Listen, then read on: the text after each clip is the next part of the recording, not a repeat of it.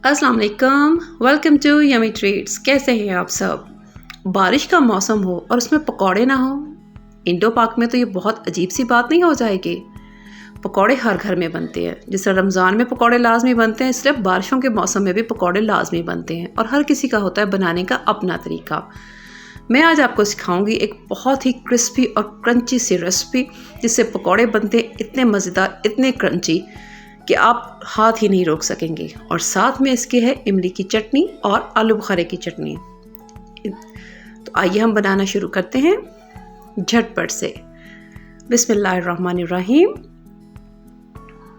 इसे बनाने के लिए सबसे पहले मैंने यहाँ पे आलू लिए हैं। इनको मैंने इस तरह से लंबा लंबा पतला काट लिया है। क्वांटिटी आप अपनी मर्ज़ी से कम ज़्यादा कर सकते हैं, जितनी चाहें। ये देखिए, यहाँ पे तकरीबन 4 आलू मैंने लिए थे, उनको इस तरह से लंबा लंबा पतला काट लिया। और इसी तरह बिल्कुल फाइनली स्लाइस कर लिए मैंने 3 प्याज मीडियम साइज़ के, और साथ में थोड़ी सी पालक, बल्कि खूब सारी पालक।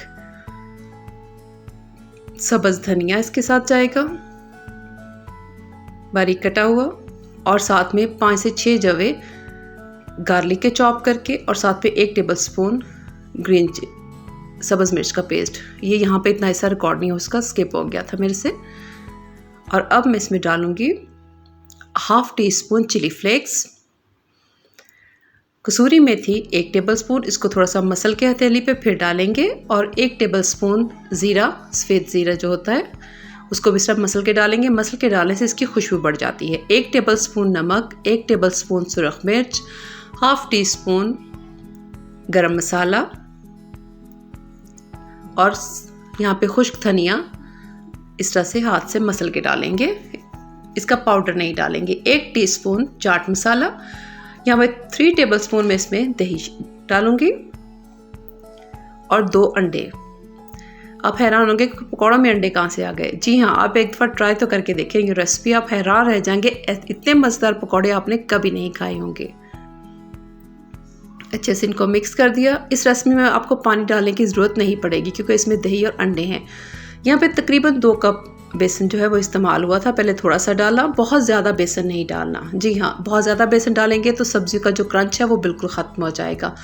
थोड़ा सा बेसन पहले डाला। अब हाथ से इसको अच्छे से मैंने मिक्स किया, क्योंकि चम्मच से ये सही मिक्स नहीं हो रहे थे। आपने बस इतना बेसन डालना है कि इनकी थोड़ी सी बाइंडिंग हो जाए। बहुत ज़्यादा बेसन होगा तो वो पकौड़ों का क्रंच जो है वो मज़ा ख़राब कर देगा। इस तरह से हमने इनको अच्छे से मिक्स कर लिया।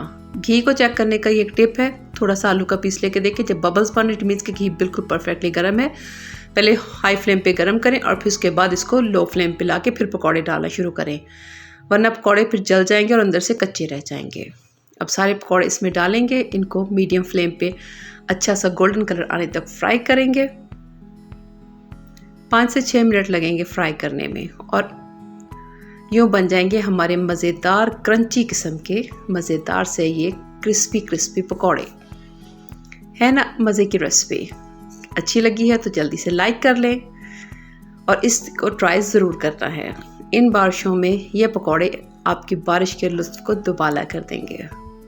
मज़ेदार क्रंची और क्रिस्पी किस्म के ये पकौड़े, और साथ में ये जो इमली और आलू बुखारे की चटनी है, इन दोनों की रेसिपीज़ में ऑलरेडी अपने चैनल पे शेयर कर चुकी हूँ, आप देख सकते हैं।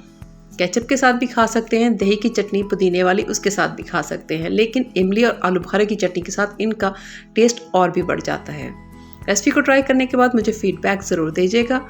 फिर आऊँगी किसी और मज़ेदार सी रेसिपी के साथ। तब तक अपना बहुत सा ख्याल रखिए, मुझे दुआओं में याद रखिए। अल्लाह हाफ़िज़।